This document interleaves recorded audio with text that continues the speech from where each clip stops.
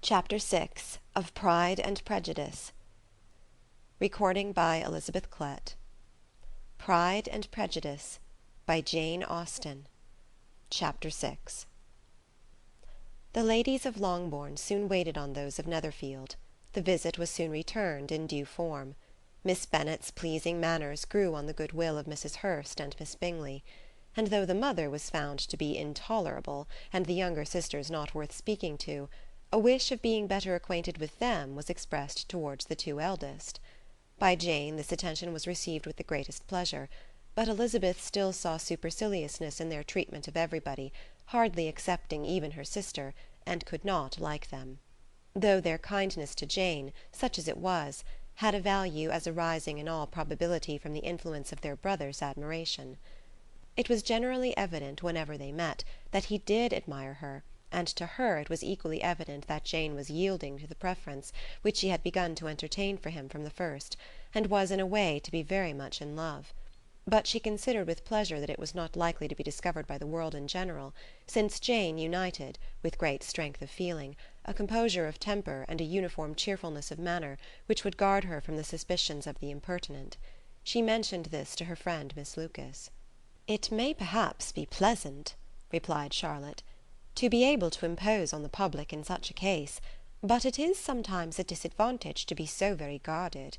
If a woman conceals her affection with the same skill from the object of it, she may lose the opportunity of fixing him, and it will then be but poor consolation to believe the world equally in the dark. There is so much of gratitude or vanity in almost every attachment, that it is not safe to leave any to itself. We can all begin freely, a slight preference is natural enough, but there are very few of us who have heart enough to be really in love without encouragement. In 9 cases out of 10 a woman had better show more affection than she feels. Bingley likes your sister undoubtedly, but he may never do more than like her, if she does not help him on." "But she does help him on, as much as her nature will allow. If I can perceive her regard for him, he must be a simpleton indeed not to discover it too." "Remember, Eliza, that he does not know Jane's disposition as you do." "But if a woman is partial to a man, and does not endeavour to conceal it, he must find it out." "Perhaps he must, if he sees enough of her. But though Bingley and Jane meet tolerably often, it is never for many hours together, and as they always see each other in large mixed parties, it is impossible that every moment should be employed in conversing together. Jane should therefore make the most of every half hour in which she can command his attention. When she is secure of him, there will be more leisure for falling in love as much as she chooses." "Your plan is a good one," said Elizabeth, "where nothing is in question but the desire of being well married; and if I were determined to get a rich husband, or any husband, I dare say I should adopt it. But these are not Jane's feelings. She is not acting by design.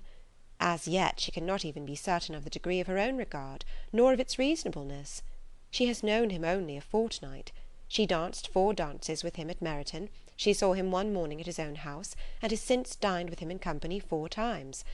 This is not quite enough to make her understand his character." "Not as you represent it. Had she merely dined with him, she might only have discovered whether he had a good appetite.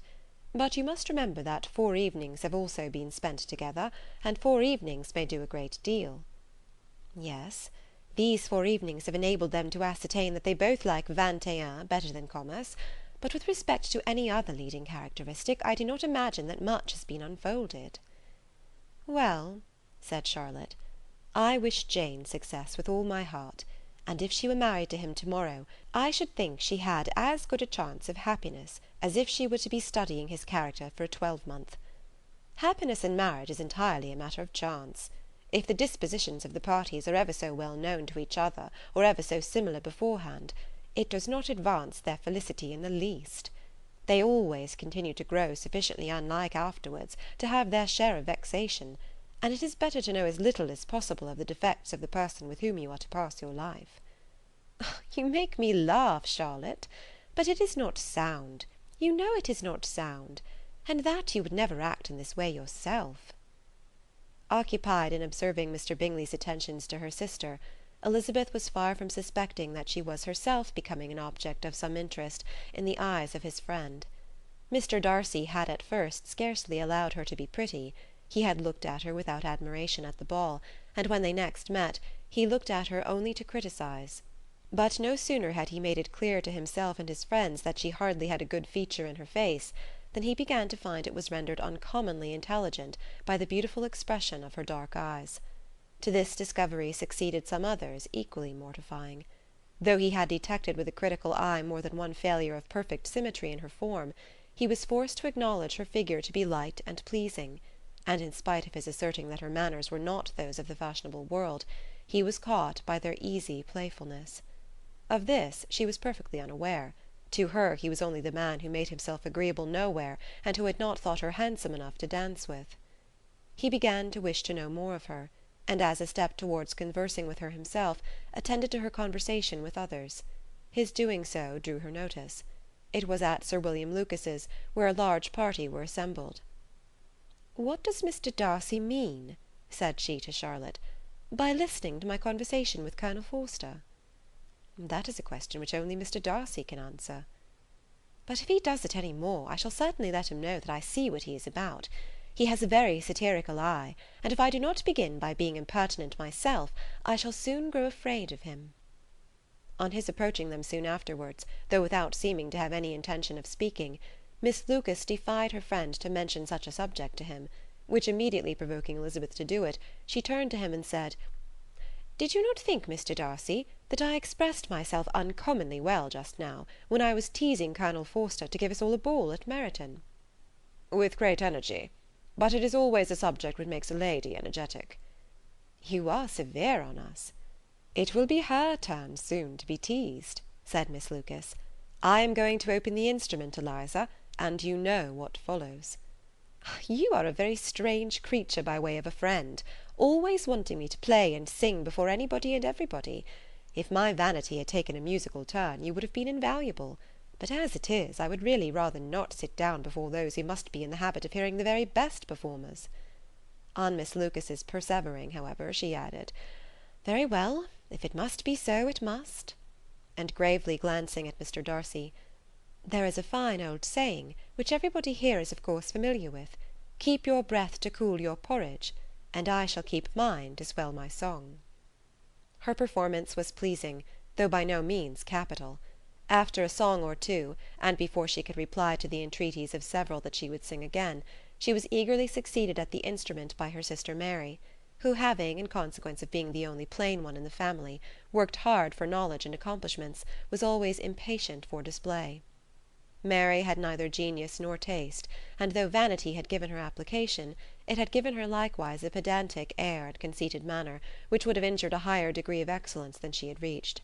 Elizabeth, easy and unaffected, had been listened to with much more pleasure, though not playing half so well; and Mary, at the end of a long concerto, was glad to purchase praise and gratitude by Scotch and Irish airs, at the request of her younger sisters, who, with some of the Lucases and 2 or 3 officers, joined eagerly in dancing at one end of the room.